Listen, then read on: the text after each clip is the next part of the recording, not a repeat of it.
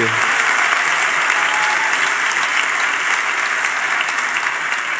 Well, good evening, and thank you all for coming out. Thank you to the Heart Academy in organizing this event. I'm really happy to be here in the UK talking about my new book, which took me 10 years to write and 100 years of misery to finish.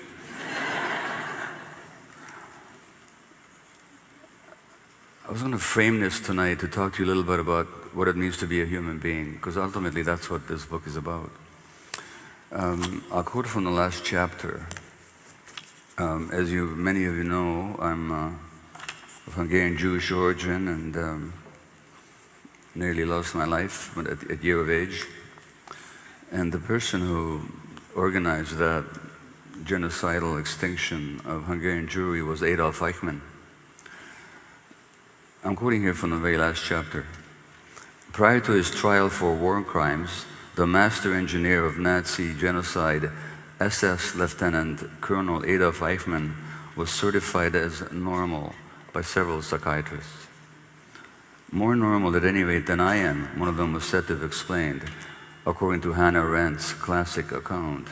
Another, Arendt reported, had found that Eichmann's whole psychological outlook, including his relationship with his wife and children, his mother and father, his brothers and sisters and friends, was not only normal, but most desirable.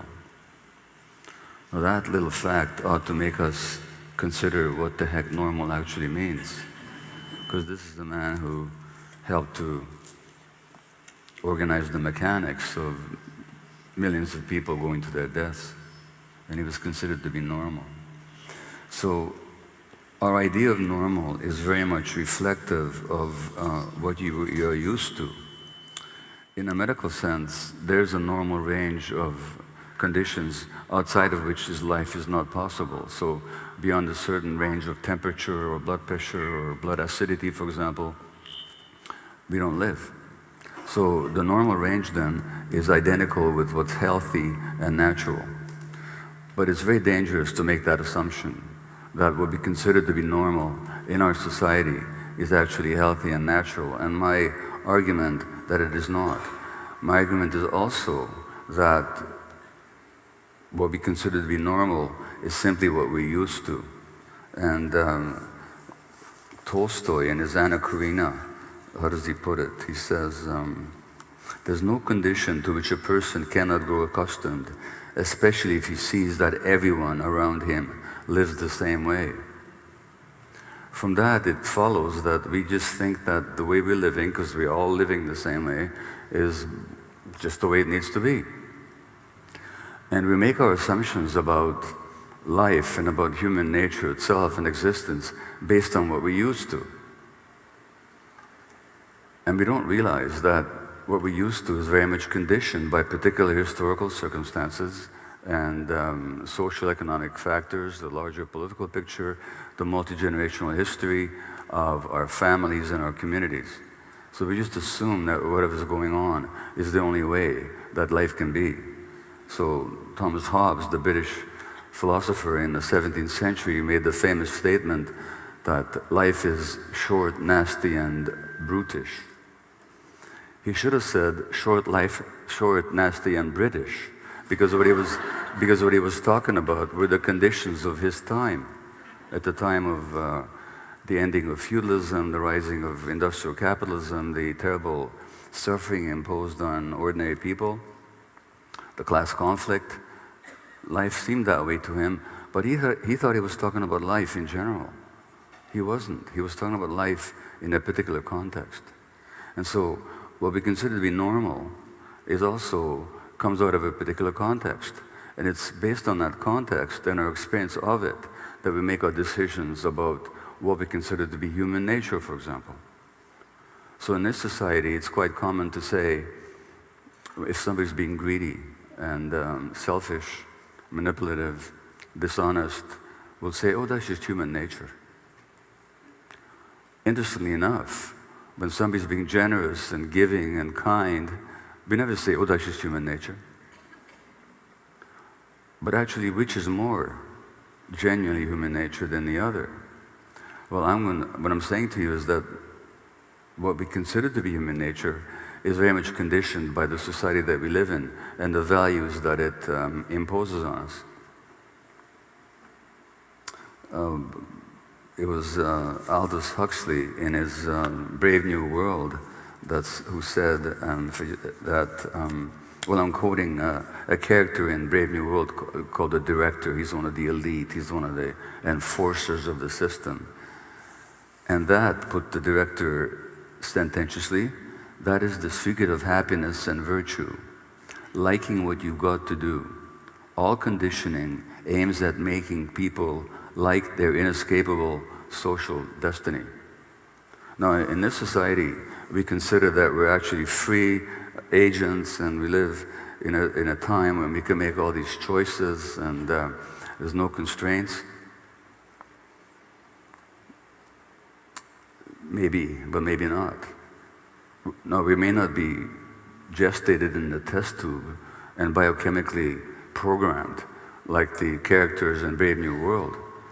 But that doesn't mean that we're not under the influence of external factors that give us a certain view of ourselves and a view of society and a view of life and a view of others. It doesn't mean that we actually have a spontaneous and free relationship to these questions of who are we anyway. It may be that we're very much also the products of social conditioning in a much more sophisticated and kind of spontaneous fashion than the characters in Aldous Huxley's novel. In an ant colony, interestingly enough, there's the queen and then there are the worker ants. And the workers, and this is amazing to realize, genetically they're identical with the queen. The queen can ovulate, she's bigger, and she lives longer, but she's got the same genes as the worker ants. So what determines how those genes get triggered and expressed and activated has to do with the needs of the colony. So if you take the queen out of the colony, some of the worker ants will actually go to battle to become the queen. And the one that does then starts to ovulate. Their biology completely changes. And they'll be bigger and they'll live longer. So the biology of the queen is actually determined by the needs of the colony.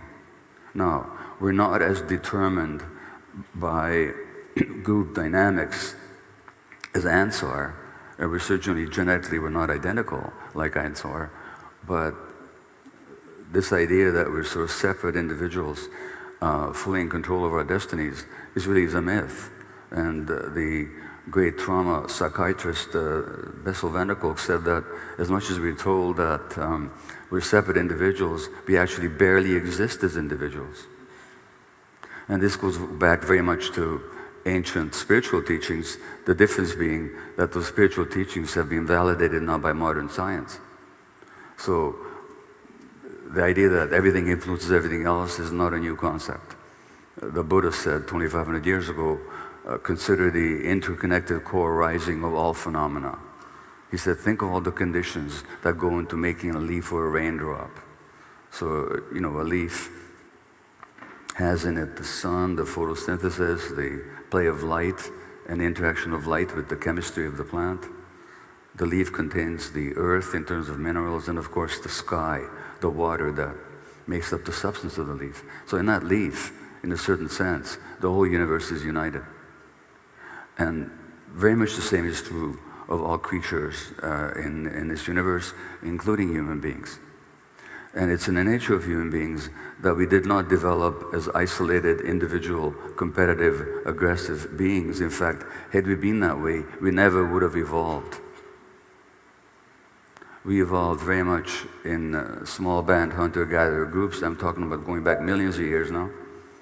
And even if we just look at the existence of our own species, which has been on Earth for, I think, something like 150, 200,000 years, we lived in those small band collaborative groupings if the existence of human beings as a species, our current species, Homo sapiens, can be expressed in 1 hour on a clock, then until 6 minutes ago, we lived out in nature in small band hunter-gatherer groups. Collaboratively, children were raised by the whole group, not by individuals, not by nuclearly isolated parents, single or a single couple in a distinct bungalow or apartment, but in a group setting. I'm not arguing for going back to those days. I'm just trying to understand what it is that activates human beings and what is it that makes us ill or what promotes our health. Now, if you wanted to study, you can say of an elephant, if you observe an elephant, you might say that the elephant is a solitary, lazy creature who basically lies around the whole day and every once in a while gets up to eat something and maybe walks around a little bit, back and forth, and then lies down again. Now that'd be true of the elephant in the zoo, but it's not true of the elephant in its natural state.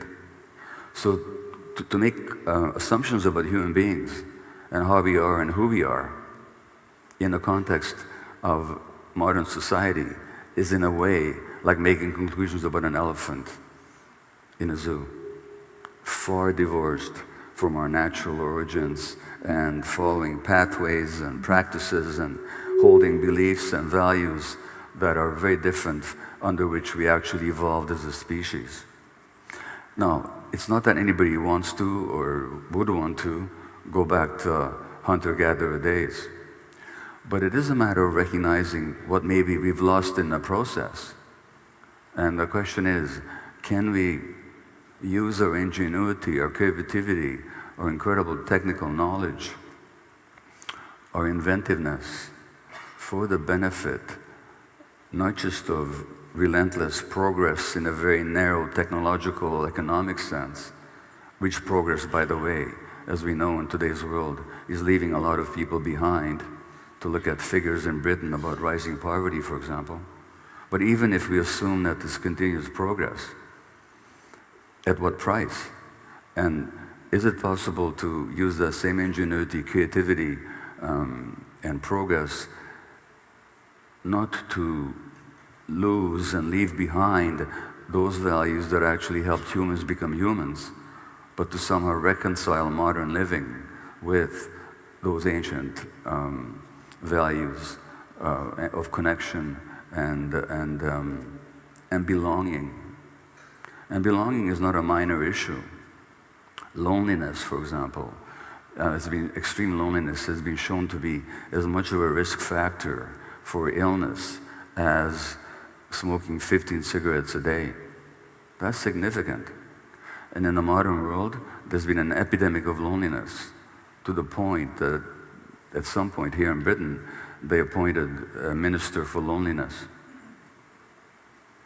just to try to try and mitigate some of the impact of the loneliness that modern society has created. And when you look at the statistics, more and more people are feeling lonely. This is rising decade by decade by decade, which brings me to the point of my subtitle in this book, The Myth of Normal. I've already addressed that one. The false equation with what is the norm with healthy and natural. But the subtitle is Trauma, Illness, and Healing in a Toxic Culture.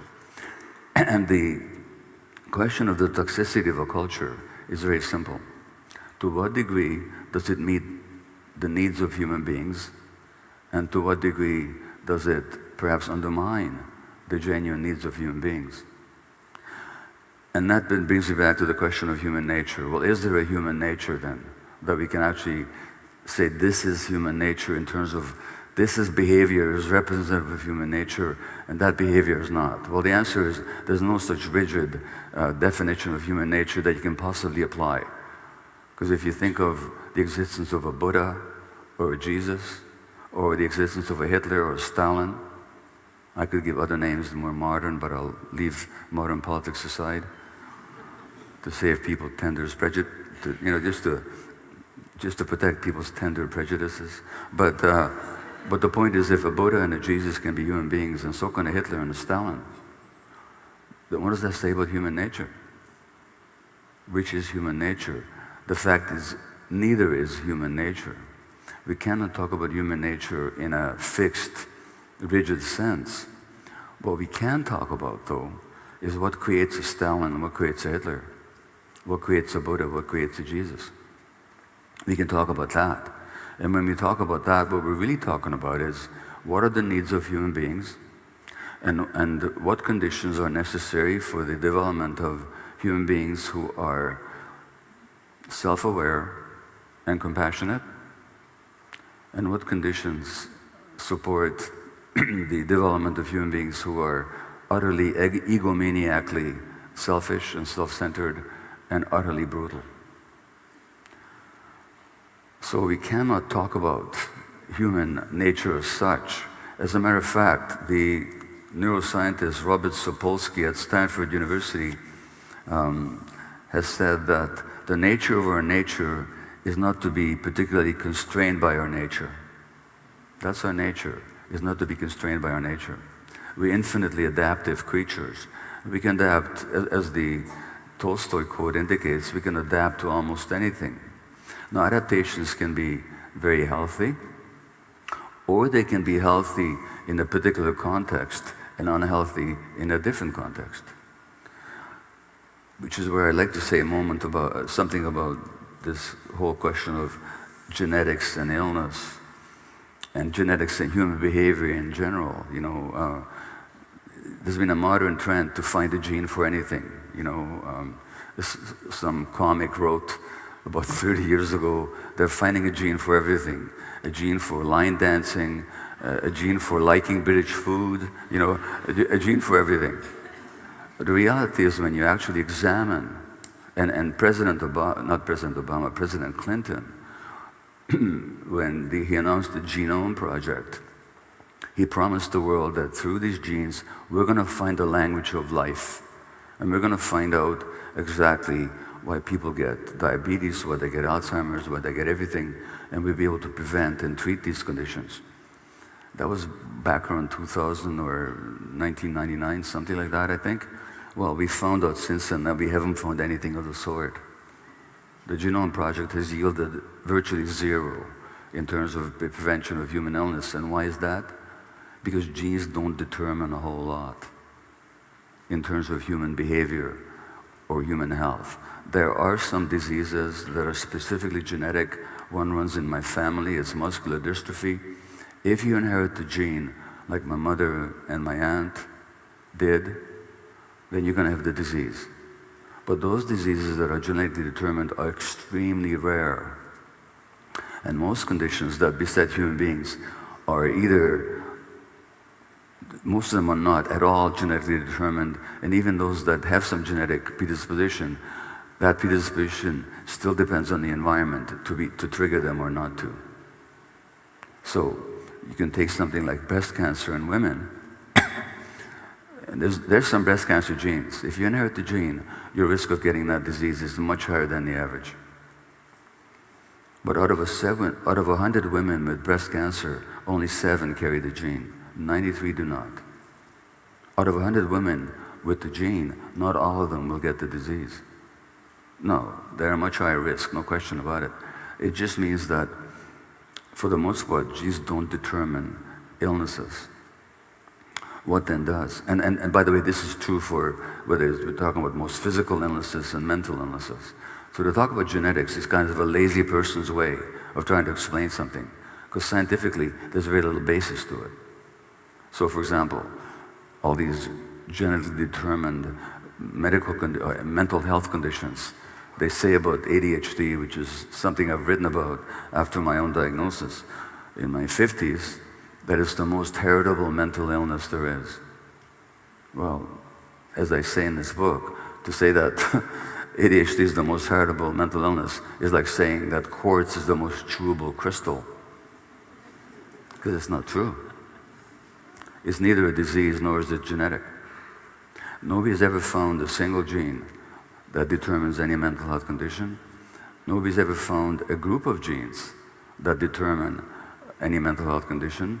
Nobody has ever found a group of genes that if you don't have them, you will not have a certain mental health conditions.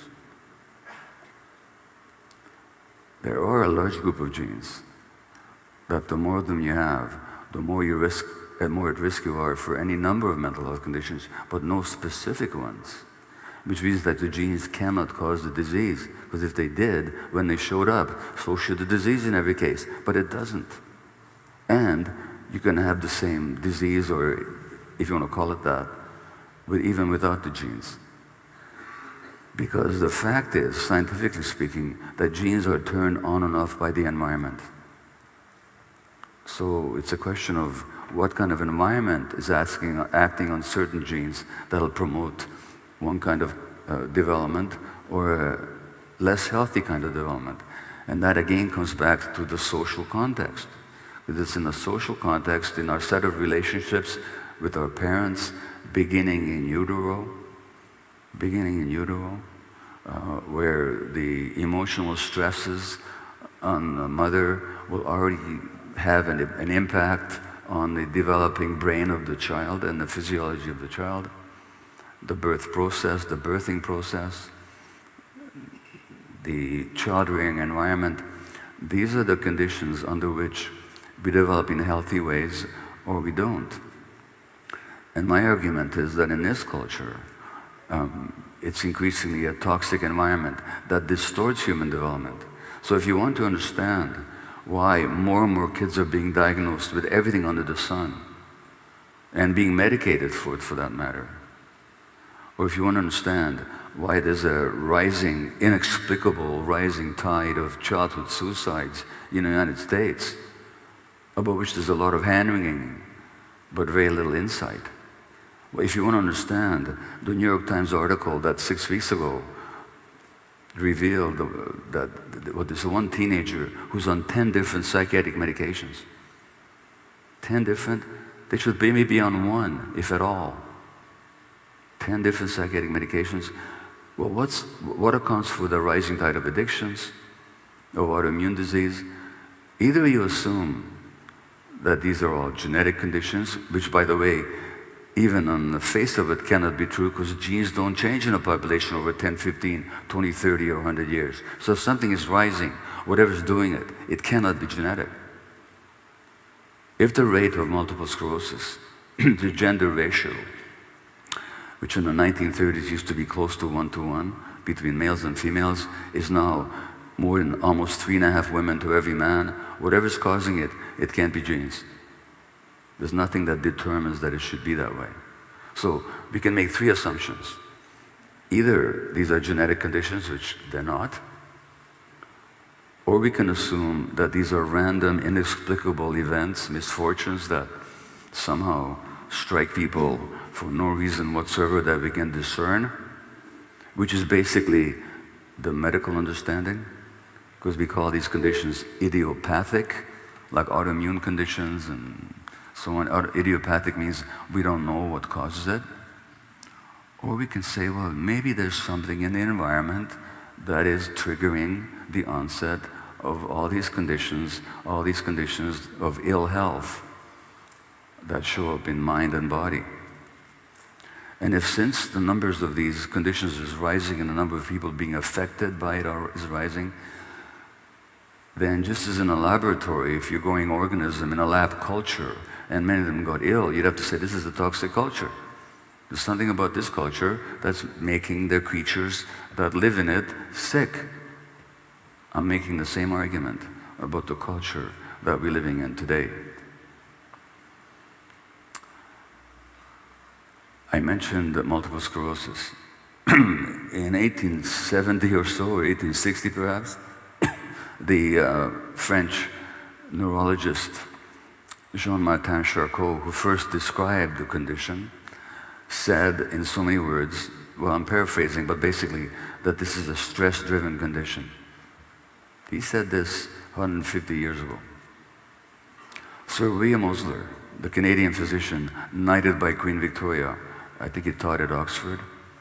He also was one of the founding physicians at Johns Hopkins in the United States. He said that rheumatoid arthritis was a stress-driven condition. In 1870, the New York Times, about 6 months ago, had an article. They've done some study that showed that women with breast cancer, the more depressed they were, the worse their prognosis was. In other words, there was a relationship between the emotional state of the woman and the outcome of her illness. And the New York Times thought this was amazing news. Except for the fact, when you look at the medical literature, in 1870, for God's sakes, there was a British surgeon called James Paget who said the same thing. Now, the difference is that from the time that Jean Martin Charcot made his observations and William Osler made his, and James Paget observed what he observed, at that time there was no research to back it up. There was no research either to show the correlationship between stress and trauma and adult illness, or illness in general, nor was there research, nor was there the scientific knowledge to explain the physiological pathways between stress, emotional difficulties, and physiological illness. We didn't have the science. No, we do. We've had multiple studies now to show the relationship between stress and trauma and multiple sclerosis. We've had multiple studies showing the same relationship between these same conditions and rheumatoid arthritis, or for example, malignancy. A study came out of Harvard 3 years ago, I think, that showed that women with severe post-traumatic stress disorder have double the risk of ovarian cancer. Now, if that was the only study ever done, it should have sent every physician running to figure out what's going on here. What's the relationship between an individual's emotional states and their trauma and their physical health? But you know what? The study barely registered on the medical radar. And you'll never go to a gynecologist and be asked, what happened to you? Endometriosis, a condition of women that has to do with uterine tissue showing up in parts of the abdomen where it doesn't belong. It's a painful condition. It's associated with infertility, and it's also elevates the risk for cancer. Studies have shown that women who are sexually abused in childhood have a higher risk for endometriosis. But you go to a gynecologist, nobody's going to ask you about childhood trauma. So, on the one hand, we have this gathering and accumulating medical evidence, scientific evidence. On the other hand, we have a medical system that completely, I can't even say it ignores it, because to ignore something, I have to be aware of it. I mean, I can't ignore you unless I know you're there. They're not even aware of it. Most physicians are not. This is not a knock against individual physicians. I'm talking about a system here. Because this system separates the mind from the body. Not just the medical system. The whole ideological system of this culture separates the mind from the body. The medical system simply buys into the ruling ideology from that perspective. The tragedy is that these are not theoretical considerations. They have to do with what is necessary for healing. What is necessary for healing. And people who, this is documented. Oh, by the way, let me ramble a bit. In 1938, there was a Hungarian physician at Harvard. His name was Soma Weiss. Very revered medical teacher, revered to the point that to this day there's an annual research day in his honor at Harvard. And Soma Weiss told a medical school class that emotional factors are at least as important in the causation of physical illness as physical factors, and they must be at least as important in the treatment, said Soma Weiss in 1938. This lecture of his was actually printed in the Journal of the American Medical Association in 1940. I didn't know about it. I found out about it as I was writing this book. So that's 1940. The mind-body unity that Soma Weiss and some of his pioneering predecessors intuited without knowing the actual science of it. Now we have the science of the mind-body unity. It's not even controversial. that emotions are part and parcel of the same apparatus that runs our immune system.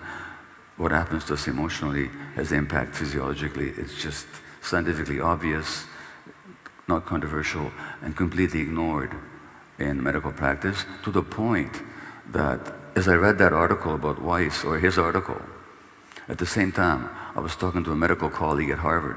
His name is Dr. Jeff Rediger. And Jeff is a psychiatrist. He's the head of one of the departments at McLean's Hospital at Harvard. And he himself has written a book called that's somebody else. He wrote a book called Cured, something about the amazing science of spontaneous remission. And spontaneous remission is when people have a terminal disease and medical treatment fails, or the individual refuses medical treatment, and yet the individual heals, the disease goes away, and decades later, they're alive and fully healthy. And so Rediger documented these cases in that he studied them and he looked at the medical records, so that wasn't just stories. I have several such stories myself where people are either are told that they're going to die of their disease, and then they don't. But in any case, Jeff told me that to talk about mind-body medicine to this day at Harvard is to jeopardize your career. He said it's getting better, but it's still very, very difficult. Still very, very difficult. Well, that's kind of strange, isn't it? That on the one hand, there should be all this science, all this insight, all this evidence, and on the other hand, we don't follow it in practice. We can ponder as to why not, but I don't want to go into it right now.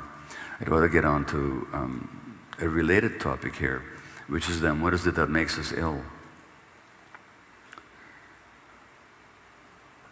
So, given the mind-body unity, we just have to look at people's emotional lives, not as the only cause of an illness, but as a significant contributing factor. And the reason it's important to look at that, because that's one of the factors that we can change. Just like we can change somebody's diet for the healthier, just as we can suggest that people change their relationship to their bodies in terms of exercise and rest and sleep and getting fresh air and all that, we can also address this significant contribution to disease that Soma Weiss pointed out is at least as important as physical factors in the causation of illness, and should be at least as important in the treatment. Now, what is the essential psychological factor that I've found, at least, and not just me, by the way, contributes to the onset of illness? What it is separation from ourselves, a disconnection from ourselves. And what I'm talking about here is about trauma. Because the impact of trauma is to disconnect us from ourselves. And that's adaptive. That's actually adaptive. If conditions are such that the child is suffering in a way that's not being helped or alleviated by nurturing adults, and the child is alone with the suffering, it's unbearable. So you disconnect from your body, and you disconnect from your emotions. And that disconnection is the essence of trauma. That disconnection has then physiological consequences and mental consequences. Now, excuse me, take a condition like depression, for example, said to be this genetic biological brain disease. Is it? Well, biology is certainly involved, because we know, as I've experienced personally, that if you're very depressed and if you take an antidepressant medication, changing the biology of your brain, that can actually make you feel better. So that's true. There's some biology involved here. But we can't jump from that fact to assuming that biology is the cause of it. Because it turns out that human biology is very much under the impact of the environment, including the emotional environment. In fact, the brain itself develops in interaction with the emotional environment. So I'm not going to find the citation now, but I can quote a Harvard paper that came out in 2012. That point, and it was published in a major medical journal, the Journal of, excuse me. I've been on a 4-week speaking trip, and my voice is starting to notice the difference. This article from Harvard said that the human brain develops with a complex process that begins before birth and continues into adulthood. And the most significant factor in shaping the development of the human brain is the quality of adult-child relationships, particularly in the early years. In other words, the biology of the brain itself is significantly determined by the emotional environment acting on the genes. It's not genes or the environment, it's the environment acting on the genes. And the most significant aspect is the emotional relationship with the nurturing adults. And that's where this culture begins its toxic imprint on the human child and the traumatization of the human child. Now, trauma, to be clear, it's a word that we use rather loosely and promiscuously. On the other hand, we don't use it nearly often enough. So we use it rather too loosely when we talk about difficult experiences being traumatic. You know, I saw this movie last night and I was traumatized. No, you weren't. You just were upset.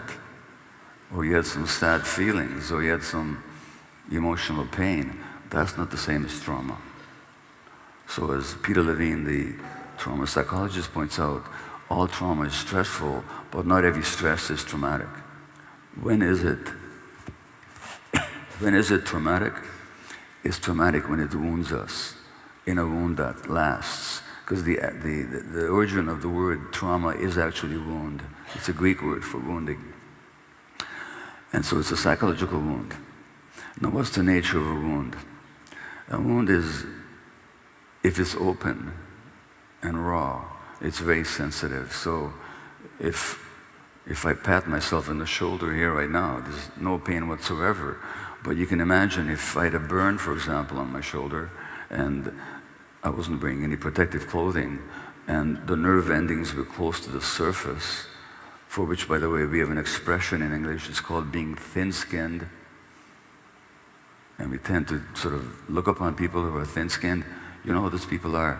They're just more sensitive. That's what they inherited genetically. Not any disease, but a sensitivity. Which means that when you tap them even lightly, they hurt a lot more. It also means that with the same genes, if they're treated well, they just become that much more creative, spontaneous, intuitive, and lively than others. The sensitivity doesn't determine illness. It determines your sensitivity to the environment. What happens to you then and how you develop depends on what the environment does to you, what environment you grow up in. And I just lost my train of thought. What the heck? What was I talking about before I started talking about sensitivity? Anybody remember? Oh, the tapping on the shoulder. Yeah, well, that was about sensitivity. Sorry? Yeah. Anyway, so here's the thing. You can hurt people in two ways. So trauma is a wound. Yeah, so the one aspect of trauma, I got it now, is it's as an open sore that if you touch it, it really hurts. And it's in the nature of psychic wounds that they don't automatically heal. So you can have a psychic wound that you sustained when you were 6 months of age, or in my case, in the first year of my life. That if it's unhealed, that sensitivity will still be there, or that reaction to that wound will still be there when somebody touches me on that wound 50, 60, 70 years later. And so when, you know, in my particular case, you know, being given to a stranger in the street by my mother to save my life, that wasn't the trauma. The trauma is not what happens to you. The trauma is the psychic wound that you sustain internally. Now, the wound that I sustained when my mother gave me to a stranger, which, when you actually think about it at all rationally, was just an incredible act of love. on the part of a 24-year-old young woman whose parents had been killed in Auschwitz, whose only person in her life was me because my father was away in forced labor. She didn't know if he was dead or alive, and she's giving me up to a stranger to save my life. It's an incredible act of love. But how do I interpret it as an infant? As an abandonment? As a rejection?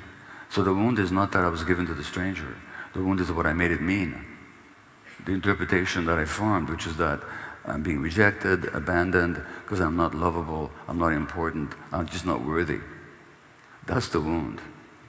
So it's not what happened to you, it's what happened inside you as a result of what happened to you.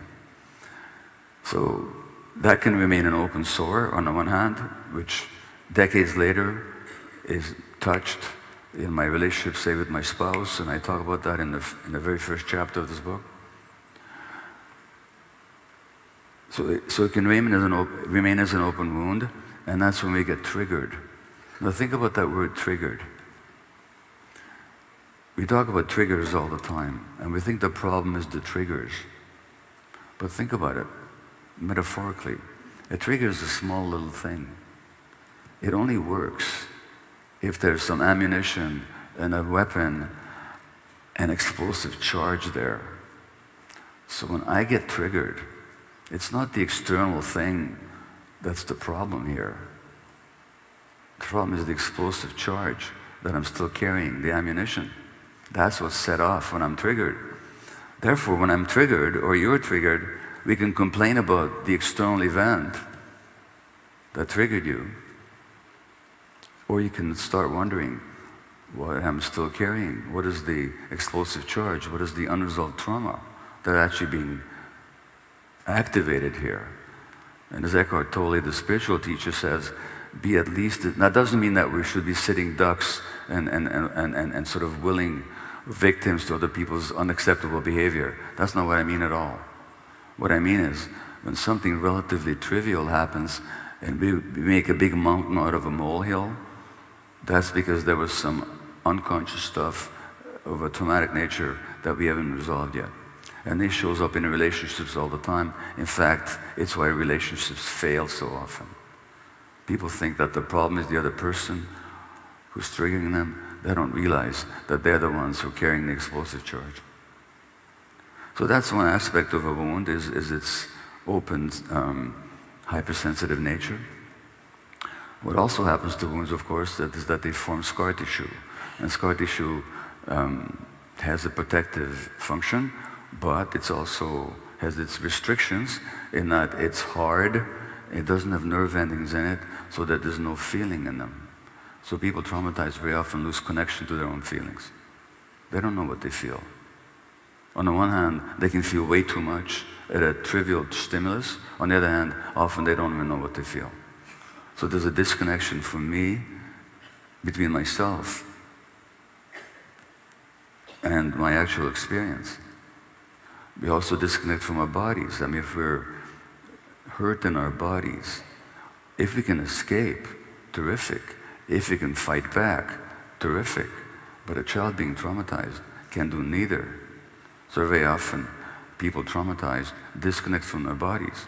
And I spoke with the luminous author and playwright and women's activist, Eve Ensler, or formerly known as Eve Ensler. She wrote the Vagina Monologues that some of you might remember.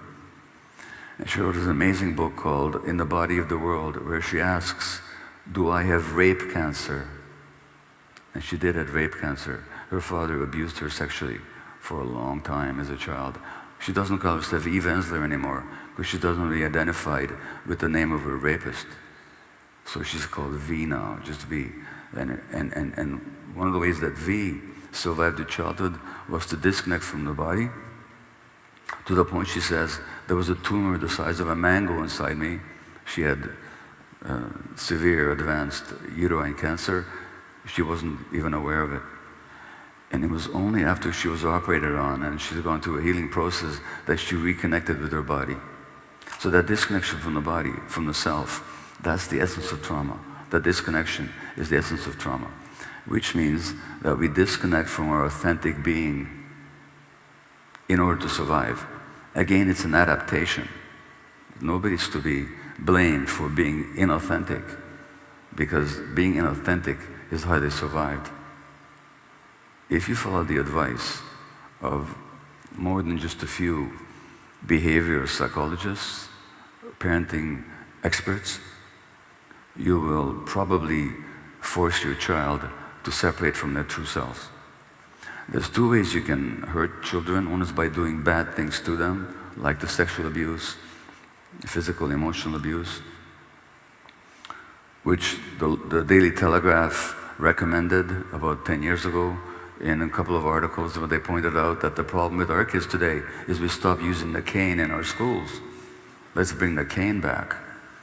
Let's traumatize our children in order to get them to behave. You follow that advice, you'll force a child to disconnect from themselves. You don't pick up a child when they're crying, you force the child to disconnect from themselves. So what I'm saying about trauma, it doesn't have to be these big ticket or big T events like abuse. It can simply be modern parenting practices advocated by so many parenting experts that have parents actually ignore their own parenting intuitions in order to enforce certain behaviors on the child. So that's what we call small T trauma, which is not about terrible things that happen to kids, but about the good things that don't happen. And to go back to my concept of the toxic culture, the toxicity of a culture is determined by, does this culture serve or undermine healthy human development? Well, if we understand the needs of the human child, which is for unconditional loving acceptance, a totally secure attachment to nurturing caregivers, such as, by the way, I was not able to provide for my children. So my son, who co-wrote the book with me, thank God, because this is not a project I could have accomplished on my own. He writes in this book about a nightmare he used to have as a child, where the floor disappeared from under his feet. And what he was talking about is that in the emotional atmosphere of the home where he grew up in, things were so volatile. He never knew when a very tense and often abrasive conflict would break out within his parents. I'm not talking about physical violence, by the way. I'm talking about emotional stress and strain, and the child immediately feels insecure, lack of safety. Lack of safety interferes with neurological and brain development. And this had nothing to do with whether we loved our kids or not. Of course we did. But you can hurt people. What I'm saying is you can hurt people in two ways. You can hurt them by doing bad things to them, such as the abuse or the wartime or the death of a parent or the parent being jailed. These are the so-called adverse childhood experiences. The ACE studies that, how many of you are familiar with them? The ACE studies, an encouragingly good number here. The ACE studies show that the more there's physical, sexual, emotional abuse, the death of a parent, the jailing of a parent, a rancorous divorce, violence in the family, a parent being addicted or mentally ill or neglect, the more these 10 adverse child experiences show up in the child's life, the greater their risk for addiction, for autoimmune disease, for mental health conditions, and so on. So those are what we call the big T traumas. What they don't talk about, by the way, they should have, but they didn't include factors like racism that a child might experience, or poverty that a child might experience. Those can be very traumatic, with traumatic impact on the brain, actually, traumatic impact on the physiology. There's a chapter in this book. There was a study only 3 weeks ago. I was already on book tour when the study came out. Episodes of racism, the immune system immediately is diminished in its effectiveness, at least for a while. And of course, the stress hormone levels rise, which are a threat to health. So that all these things are not just sort of emotional travails. They actually have a physiological impact. They get underneath the skin, literally. So in a broader sense of adverse childhood experiences, we must include social factors such as inequality, such as poverty, such as racism, such as genderism. And the more of these factors are present, the sicker you expect people to be, theoretically. And it's also what you find in practice.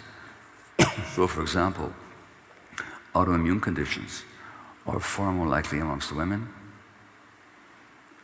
for reasons that I talk about in this book, which has to do with the cultural role of women in this society. Mary Wollstonecraft, early feminist, mother of, I think the mother of, who wrote Frankenstein? Was it Mary Shelley? Yeah, her mother, an early feminist. She talked in the 18th century about how women are forced to suppress their true nature even before they understand their true nature. So this is a culturally imposed phenomenon.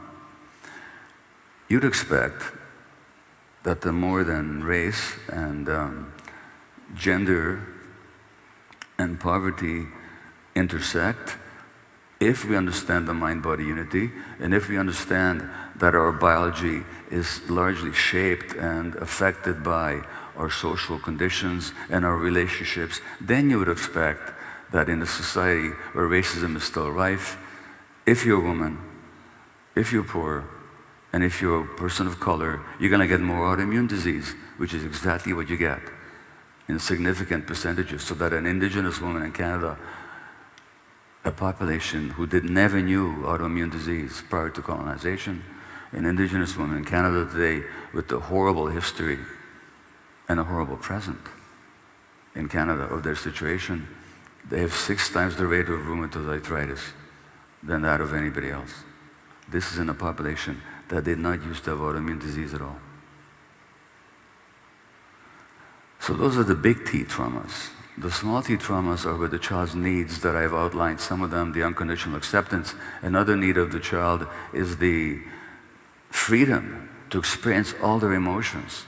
You see, our brains are wired for emotion. In fact, our emotional brains, both as a species and as individuals, develop before our intellectual brain. Ideally, if the development of our emotional brain, the right side of our brain, is healthy, then the intellect will be in the service of well-being.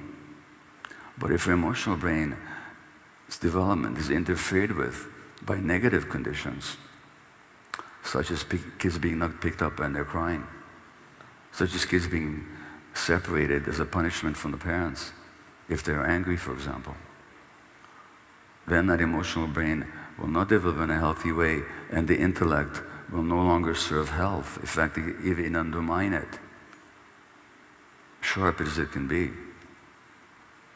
So those are the small T traumas. Now let me tell you a horror story. These adverse childhood experiences that I mentioned to you, they've been published in major medical journals for decades now. Major medical journals, developmental journals, psychological journals, journals of addiction. 5 years ago, they're called the ACE studies. And 5 years ago, I was in Norway at a conference on addiction. I was one of the speakers. There were 2 other speakers there who I will not name, but I will tell you, one of them was a leading American psychiatrist, to the extent that he edited one of the editions, or one of the versions of the Diagnostic and Statistical Manual, the DSM, which is kind of the Diagnostic Bible of Psychiatry. Very well-known man. The other speaker was a therapist of cognitive behavioral therapy, as high up in the CBT world as you can get. Very well-known name. And we had dinner the night before the conference, and I asked one of them where they lived, and they said lived in a certain city, San Diego. And I said, well, you must know Vincent Felitti. And they said, who's that? I said, well, he's the lead investigator. Felitti is an internal medicine specialist who, working in an obesity clinic, found that they could lose their clients, they could help their clients lose weight, but they cannot help them keep it off. And Felitti did something Somewhat unusual for a medical doctor. He started listening to his patients. And he said, what's going on here? And they said, don't we get it? We're stuffing down our pain. They'd all been traumatized in childhood. And that's what gave rise to the adverse childhood experiences studies. Vince lives in San Diego. This doctor said, who is he? And I said, well, he's the lead author, the lead investigator of the famous AC studies. And both this eminent psychiatrist and this very eminent psychologist said, what are those? They've only been published in 100 journals. Again, I'm talking about the gap between the evidence and the practice of so much medicine and so much even psychology. Now here in Britain, Richard Bentall, who's a well-known psychologist here, and he's a member of the British Academy, I think, and he said that the link between childhood adversity and adult mental health conditions is about as well established scientifically as the link between smoking and lung cancer. And yet, you go to a doctor with your physical health conditions or your mental health conditions, in the face of all this evidence, hardly anybody's going to ever ask you about trauma in your life, about stress in your life, about how you feel about yourself as a human being. Let me come back to healing then, or let me come to healing therefore. So, the effect of all these early developmental factors, whether they are the bad things that happened or the good things that didn't, is that disconnection from the self. So we actually lose our authenticity. We lose our sense of connection to ourselves. And this is something I demonstrate very easily. I do it with all audiences. Allow me to do it with you. Just raise your hand if the following has been true for you, that you had a strong gut feeling about something, you ignored it, and you felt sorry afterwards. Just raise your hand. Well, as always, it's the majority. You just told me about your childhood because you were not born disconnected from your gut feeling. You never met a one-day-old baby disconnected from their body or from their emotions. Not only do they feel them, they immediately express them. And recall that the capacity to experience all our emotions, rage, anger, healthy anger, or any kind of anger for that matter. In a child, there's no unhealthy anger. There is in adults, but not in children. Not in very small children. The joy, the playfulness, the grief, the fear, all these are emotional circuits in our brain. They need to be valued, and their expression needs to be accepted and supported and then channeled in healthy ways by the adults. So when they're not, we lose the connection to ourselves, which I said was the essential trauma. We become inauthentic. And now we start behaving in ways that are determined not by our own needs, not by our own inner sense of ourselves, but by the expectations of the world. And we become just like the characters in Brave New World.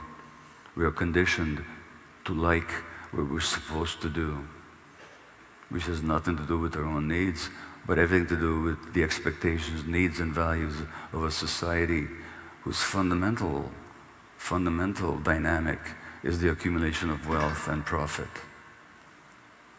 Nothing to do with human needs whatsoever. To the point, and I don't think this is too controversial for me to say, that some of the most successful people in this world, success as measured by the values of this society, are also the ones who profit from the destruction of the world. Just how it is. Even now, with all the evidence about climate change, and even all the corporate advertising about green this and green that, most of the campaign money in the States goes to politicians who either deny or stand in the way of recognizing the devastations of climate change. This on the part of people that are not evil by nature, on the part of people who don't intend to do bad. They just want to make a profit. But if that's what's driving their behavior, they're not going to care what the impact is. And that's the world we live in. So in terms of human nature, just ask yourself this. When are you more at ease? When are you viscerally more at peace? Excuse me. When you've done something selfish and greedy and manipulative, grasping, or when you've been kind and generous and collaborative with other people. When do you feel more at ease internally? When does your body feel better? Most people will say that there's much more peace, much more ease, much more comfort inside their body physiologically when they actually are open-hearted, genuinely, not open-hearted for the sake of being liked or respected, not open-hearted for the sake of being accepted, but open-hearted because it expresses who they are. When do you feel more at ease in your body? Most of you will say, yes, when I'm being open-hearted, kind and generous, not when I'm being greedy, selfish and competitive. Well, that tells you something about what human nature actually is.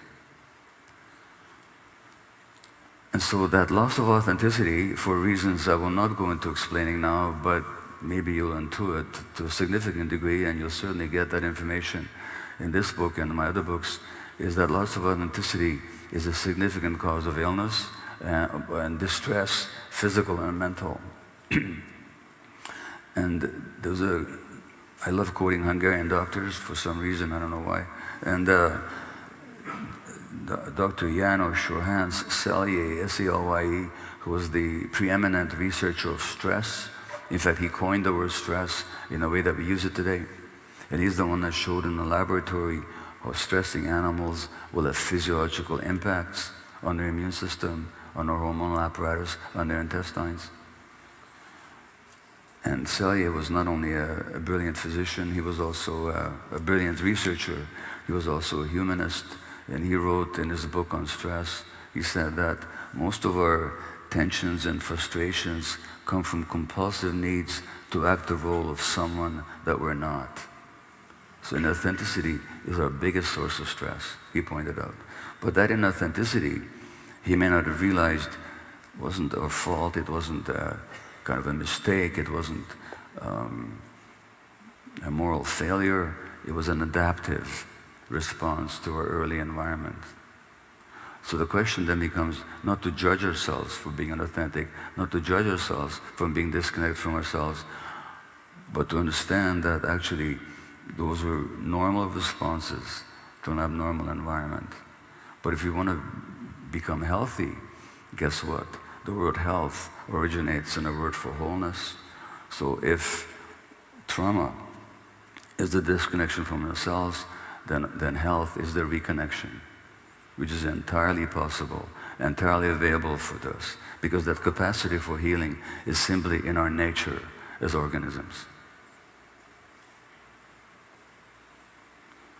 So, and there's a part of us that can never be destroyed. It can be obscured. We can lose connection with it. I certainly have for long periods of my life. But it's always there, as long as there's consciousness. This capacity for healing, for rejoining our disconnected parts, and to become whole and to heal, that's just with us all our lives. And so that I don't have a negative message for you. The message I have is that healing, trauma, daunting and damaging as it can be, both on a social and certainly on an individual level, it can also be healed.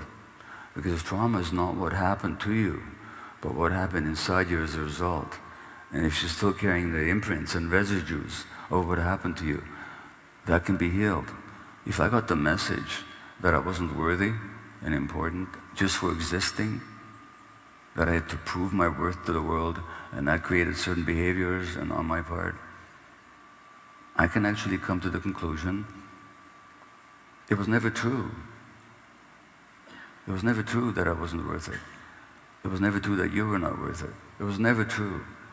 It was simply a conclusion you came to as a result of what happened to you.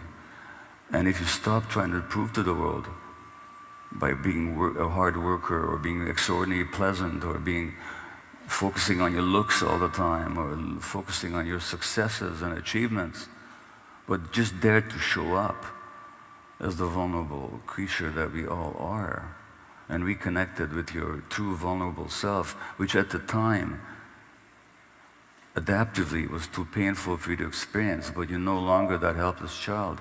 well, then that just means that healing is possible to you. And so let me finish with a quote that somebody sent me tonight. It's about I'm going to finish with two quotes. One is, it follows that when we get ill, not that I recommend this way of learning, but illness can also show up as a teacher. I don't recommend it. I recommend that you do the learning before you get sick. But for a lot of people who do get sick, illness actually functions as a teacher that pretty much calls them back to authenticity and drop the behaviors and self-imposed stresses that their adaptive inauthenticity has imposed on them. And so I'm going to give you one of my favorite quotes. This is from a spiritual teacher. He says, your conflicts, all the difficult things, the problematic situations in your life are not chance or haphazard, they're actually yours. They're specifically yours, designed specifically for you by a part of you that loves you more than anything else. That part of you that loves you more than anything else has created roadblocks to lead you back to yourself. I was on a podcast this afternoon called Your Failures, or Three Failures, or something about failure, Elizabeth Day, and these failures in my life have certainly been wonderful teachers. A lot of people find that illness is a wonderful teacher. Anyway, they say, that part of you that loves you more than anything else has created roadblocks to lead you to yourself. You're not going to go in the right direction unless there's something pricking you on the side, telling you, look here, this way. That part of you that loves you so much that it doesn't want you to lose the chance. It will go to extreme measures to wake you up. It'll make you suffer greatly if you don't listen. What else can it do? That's its purpose. So the Greek playwright Aeschylus, in his play The Agamemnon, he has the Greek chorus say that the way the master, Zeus, created us human beings, that we have to suffer into truth. And unfortunately, it's certainly in my life, I think in a lot of people's lives, that's just all too true. We just don't wake up until our somnolence and our sleepwalking causes some problems and some suffering. But we can learn from that suffering. We can actually grow from it. We can heal from it because there's a part of us that was never destroyed. And that's my final quote. It's by the poet John O'Donohue. And he said, our biography is not our full identity. There's a place in the soul where we're not wounded. And that place is always there. Thank you.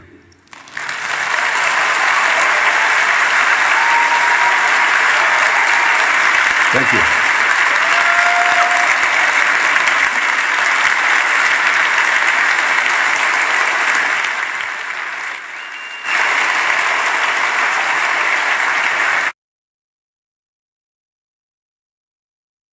Thank you. Thank you.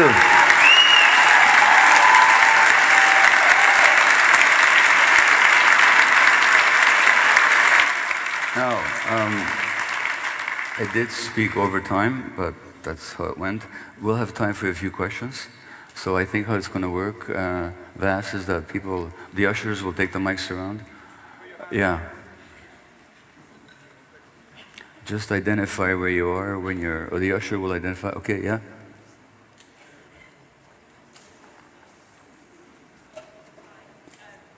Is that working? Yeah. Yeah.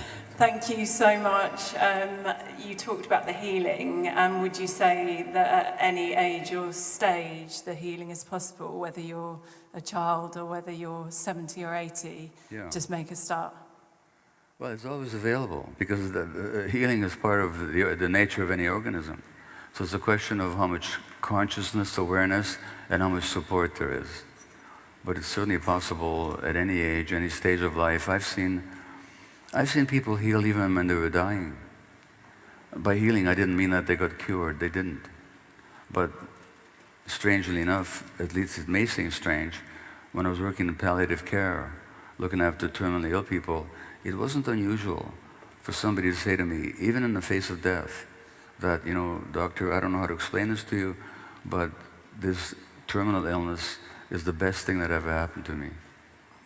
Because in confronting death, And in confronting some of the factors that made them ill in the first place, they reconnected with themselves, which is what somebody has called the precious pearl.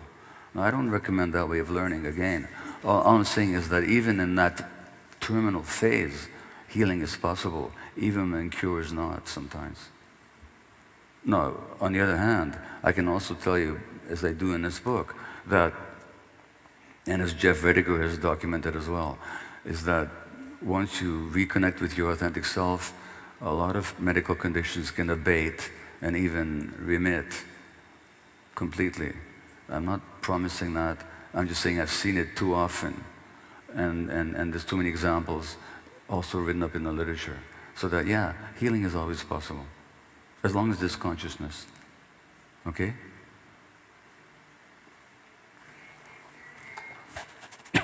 I'd like to thank you so much for you actually, I was broken a year and a half ago. Coming to see you on YouTube and then following you actually saved me. As a lifelong activist, political activist from Iran, I've suffered a lot of small t trauma. And I was just thinking, okay, maybe now my body says no, so I should maybe rest it. And I read The Myth of Normal. You're getting me back where I was. What you're describing that I totally agree with, you cannot just heal with medicine or just with yoga or individually. It needs a collective action to change the society. Poverty, racism, all those you talk about, which I totally agree, cannot be solved with me just doing yoga or meditation or mindfulness. Well, yeah. Isn't that actually really what you're saying, that we need collective action to change the society? Well, you took the words. You took the words right out of my mouth, or out of my book, I should say, because in the chapter on individual healing, we present the 4 A's of authenticity, agency, anger, and acceptance. In the final chapter, we add 2 more. One of them is activism. So, yeah. I haven't read yet. I just got there to that chapter, yeah, sorry. Yeah, okay, so yeah. One of the toxicities of this culture is the kind of passivity that it inculcates into our social character being a phrase of the great psychologist Erich Fromm. And social character is kind of the persona that we take on in response to the expectations of society. And in the collective sense, we're far more passive and even non-compassionate than we are as individuals. Because as individuals, at least most of us will feel bad on seeing a homeless person. Mm-hmm. But as a social collective, we put up with it. Mm-hmm. As individuals, nobody wants climate change. Nobody wants it. Some people want to profit from it, but nobody wants the climate change as such. And it's, according to all kinds of evidence, it is the greatest threat ever facing mankind. We're completely passive in the face of it. And that passivity is inculcated in us by this culture. It's one of the ways that the culture survives, is by inducing this passivity. So yes, activism is very much one of the antidotes to that. Yeah. Okay?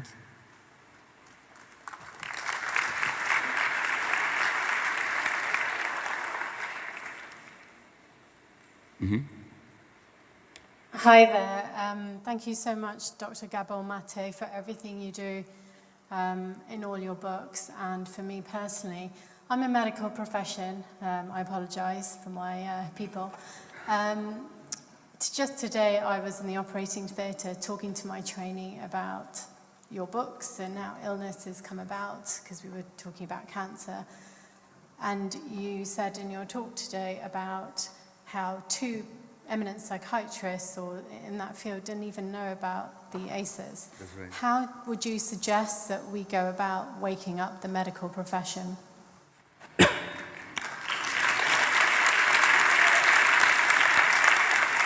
Well, here's the problem. You heard the expression, you can lead a horse to water, but you can't make him drink. You can't even lead the horse to water. I don't have a clear idea. What I do know is that I hear from more and more physicians and medical people like yourself who are waking up. And all we can do is, any one of us, is to speak out about these realities as loudly and as large a platform as is available to us. I happen to have a fairly broad platform these days, but at whatever platform you have, you just have to speak these truths. Now let me tell you a story. There's a rheumatologist at UCLA, University of California, Los Angeles, who read my book, When the Body Says No, and she realized that these autoimmune conditions have everything to do with people's emotional lives. And she started practicing that. She started talking to people about their traumas and their stresses. And she says, I'm getting remarkable results. I'm getting people off medications. But she says, you can't use my name in your book because my colleagues will reject me for it. That's how bad it is in some places. I got an email from a British physician who says, oh my God, I found your work and thank God, finally sees it the same way I do. But who do I connect with here in Britain that sees it the same way? I didn't know, well, I connected him with Rangan Chatterjee, who's a well-known physician here and podcaster. I got an email from a professor at one of the two very prestigious British universities who is suffering all manner of physical ailments that he now recognizes are connected to his emotional life at his prestigious university, who couldn't find a single psychiatrist who understood what he was talking about. So he writes me in Canada to see what help I can offer. And the problem is, the training of physicians, as you know, just doesn't talk about these things. An even bigger problem is the nature of medical training itself. I mean, as somebody once said, how do you create a cult? Well, you isolate people from their families, you put them under authority and leaders, you give them a uniform and a special jargon only they can understand, and you deprive them of sleep. In other words, you send them to medical school, you know? Medical school itself is a very traumatic experience for a lot of its practitioners. And the last thing they're ever allowed to do is to feel vulnerable, to feel that this is too much, to complain.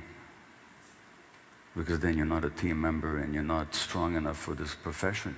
That means that, not even to mention, I don't know about yourself, but my going to medicine wasn't purely out of idealism or a professional curiosity. It was also a need to make myself important. So I was very driven to work like that, to prove my importance, because I got the message that I wasn't. So these are the people that often go into medicine. The training itself is often traumatizing. The work itself is very stressful. The information is completely lacking in a medical training, despite all the scientific evidence. It's a huge challenge that your question poses. All I can say is that the public itself has to demand this as loudly and as clearly as possible, and that those physicians and those medical people like you and I need to advocate for this point of view. And I think it's going to happen. I think it is happening bit by bit, but it's going to be daunting. And it's not going to be a very thankful task for a long time. That's just how it is.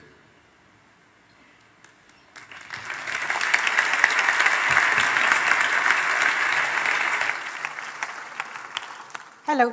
Hi.